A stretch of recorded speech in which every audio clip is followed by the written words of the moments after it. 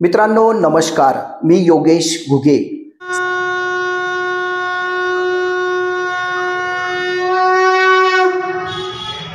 प्रभू श्रीरामचंद्राच्या वास्तव्याने पुनीत झालेली नगरी ही आपल्या नाशिकची ओळख आहे. दर 12 वर्षांनी भरणारा कुंभमेळा नाशिकच्या वैभवात आणि आध्यात्मिक संचितात भर टाकत असतो. नाशिक परिसरात अनेक प्राचीन मंदिरे, मठ आणि महंत आखाडे आहेत. गोदाकाठ अशा अनेक मंदिरांनी गजबजलेला आहे. नाशिकमधील आणि देशभरातून नाशिकला भेट देणाऱ्या भाविकांनी अशा मंगलमय मंदिरांमध्ये हजेरी लावली आहे.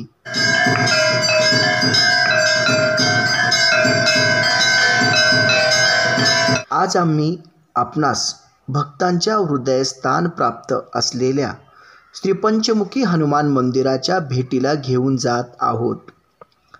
खरे तर त्र्यंबकेश्वराच्या कुशीत असलेल्या अंजनेरी पर्वतावर श्री हनुमान रायांचा जन्म झाला हे सर्वश्रुत आहे. त्यामुळेच कदाचित नाशिकमध्ये श्री हनुमान रायाची अनेक प्राचीन मंदिरे आहेत. आज आपण भेट देणार आहोत श्री पंचमुखी हनुमान मंदिर. श्री पंचमुखी हनुमान मंदिर हे पंचवटी आणि आडगाव नाका परिसरात मध्यभागी आहे.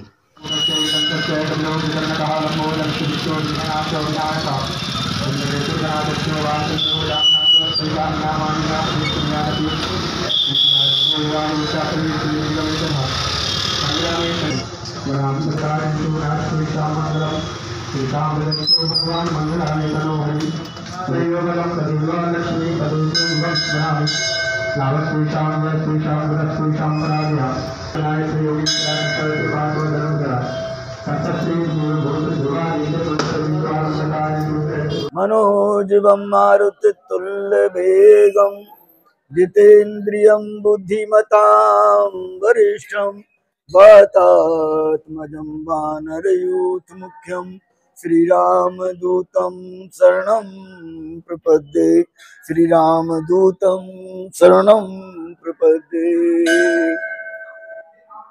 सभी दर्शकों को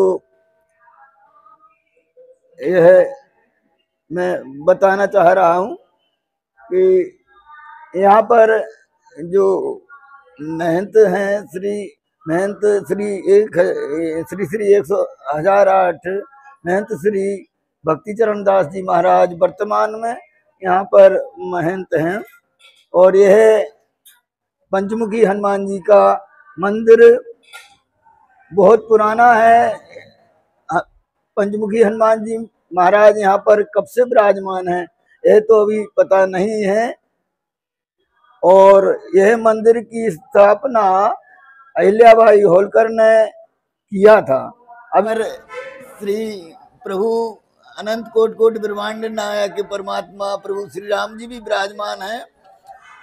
बीच में प्रभु श्री रामचंद्र जी हैं और वाम भाग में माता जानकी. वह जो काले काले जितने दिख रहे हैं ये सालग्राम भगवान हैं जो गंडकी नदी में निकलते हैं. नेपाल में गंडकी नदी है, वहाँ से स्वयंभू हैं, स्वयं बनते हैं, ये बनाए नहीं जाते. सीताराम. हाँ सीताराम. जैसे कि महाराज जी ने बताए उस आधार पर हमारे बीच में प्रभु श्री राम जी विराजमान है और इधर साइड सीता माता जी और उधर साइड कृष्ण भगवान को का बोलते हैं राम जी भगवान के लखन जी भगवान है. और इधर साइड है बीच में वो यहाँ पे दरबार लगा है भगवान का पूरा भव्य रूप दिखाया जाता है.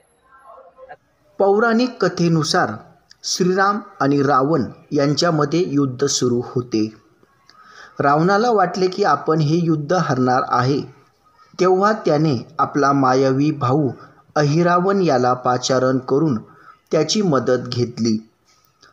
अहिरावण हा माता भवानीचा भक्त होता. तो तंत्रविद्येने पारंगत होता. त्याने आपल्या मायावी शक्तीने प्रभू श्रीरामांच्या संपूर्ण सैन्याला निद्रा अवस्थेत पाठविले आणि भगवान राम आणि लक्ष्मणाचे अपहरण केले. त्यांना तो पाताळ लोकामध्ये घेऊन गेला. त्यानंतर संपूर्ण श्रीराम सेनेला जाग आली. श्री हनुमान रायाला हे समजले. हनुमान राया क्रोधित झाले. त्यांनी तेथे असलेल्या बिभीषणाला विचारले की श्री प्रभू रामचंद्र आणि लक्ष्मण कुठे आहेत? ते येथे दिसत नाहीत. तसेच त्यांनी संपूर्ण वानर सेनेलाही विचारले, मात्र याचे उत्तर कोणीच देऊ शकले नाही. बिभीषणाने आपल्या शक्तीने श्री प्रभू राम आणि लक्ष्मण कुठे आहेत हे हनुमान रायाला सांगितले. त्यानुसार हनुमान राया पाताल युगात गेले. तिथे त्यांना अहिरावणासमोर प्रभू श्रीराम आणि लक्ष्मण दिसले. अहिरावण हा माता भवानीचा भक्त असल्याने अहिरावण याने देवीच्या समोर 5 दिशांना 5 दिवे लावले होते. जो कोणी हे 5 दिवे एकाच वेळी विझवेल त्यावेळी अहिरावणाचा वध होणार होता हे हनुमान रायांना समजले. त्यानुसार त्यांनी पंचमुखी रूप धारण केले आणि एकाच वेळी माता भवानी समोरील 5 दिवे विझविले आणि अहिरावण याचा वध झाला. वध झाल्यानंतर हनुमान राया प्रभू श्रीरामचंद्र लक्ष्मण यांना घेऊन पुन्हा तेथे आले, अशी आख्यायिका आहे.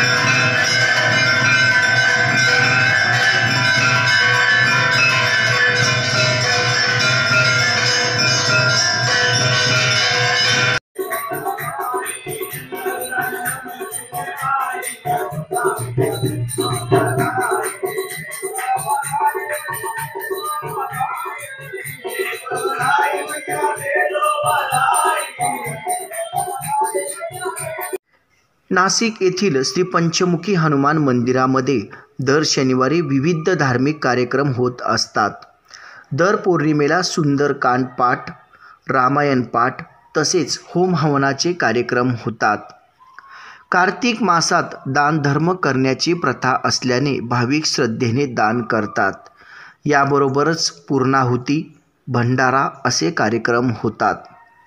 अखंड श्रीरामचरित्र मानस पाठासाठी 11 ब्रह्मवृद्ध असून ते दिवसरात्र रामचरित्र मानस पठणाचे आयोजन करतात. भाविक देखील अखंड रामचरित्र मानस पाठाचा लाभ घेत असतात, असे महंत भक्तिदास चरण हे सांगतात.